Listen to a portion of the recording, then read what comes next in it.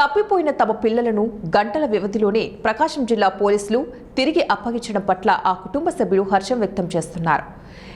ఈ సందర్భంగా తెలిపిన వివరాల మేరకు కందుకూరు పట్టణంలోని ఓ ప్రైవేట్ స్కూల్లో 8వ తరగతి చదువుతున్న ముగ్గురు చిన్నారులు ఈ నెల 7వ తారీఖున సాయంత్రం ట్యూషన్కి వెళ్లి తిరిగి ఇంటికి రాలేదు. పిల్లలు ఇంటికి చేరకపోవడంతో తల్లిదండ్రులు తీవ్ర ఆందోళనకు గురయ్యారు. వెంటనే కందుకూరు పోలీస్ స్టేషన్లో ఫిర్యాదు చేయగా పోలీసులు స్పందించి వెంటనే శోధనా చర్యలు చేపట్టారు.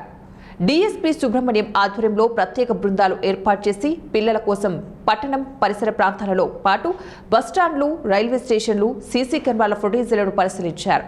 రాత్రంతా సాగిన పరిశోధనలో పోలీసులు అనకాపల్లి వద్ద ముగ్గురు చిన్నారులను గుర్తించారు. అనంతరం వారిని సురక్షితంగా కందుకూరుకు రప్పించి తల్లిదండ్రులకు అప్పగించారు.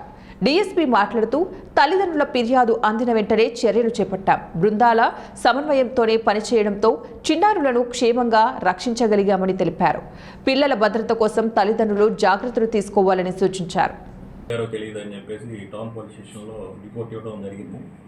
దీని మీద ఇమీడియట్గా యాక్షన్ అనేది తీసుకొని అది ఇమీడియట్గా ఇన్ఫర్మేషన్, ఎందుకంటే ముగ్గురు పిల్లలు మైనర్ పిల్లలు ఇటు వెళ్ళారో తెలియదు అనే విషయం మీద ఇమీడియట్గా ఈ ఇన్ఫర్మేషన్ని అలాగే టౌన్ ఎస్ఐ సిఏ గారు నాకు తెలియజేశారు. అలాగే మన నెల్లూరు ఎస్పీ గారు శ్రీమతి అజిత వేగండ్ల ఐపీఎస్ గారికి కూడా తెలియజేసి ఇమీడియట్గా మేడం గారి ఆదేశాల మేరకు 2 టీమ్స్ని ఏర్పాటు చేయడం జరిగింది.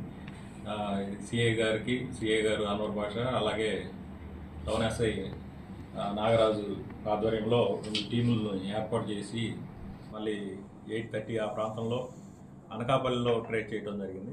అనకాపల్లిలో ఆర్పిఎఫ్ వాళ్ళ ఆధ్వర్యంలో వాళ్ళని ట్రేడ్ చేసి వాళ్ళని అనకాపల్లి పోలీస్ స్టేషన్లో అనకాపల్లిలో పెట్టడం జరిగింది.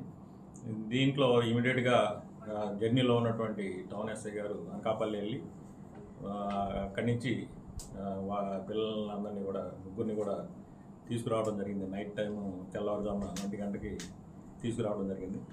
ఇది మైనర్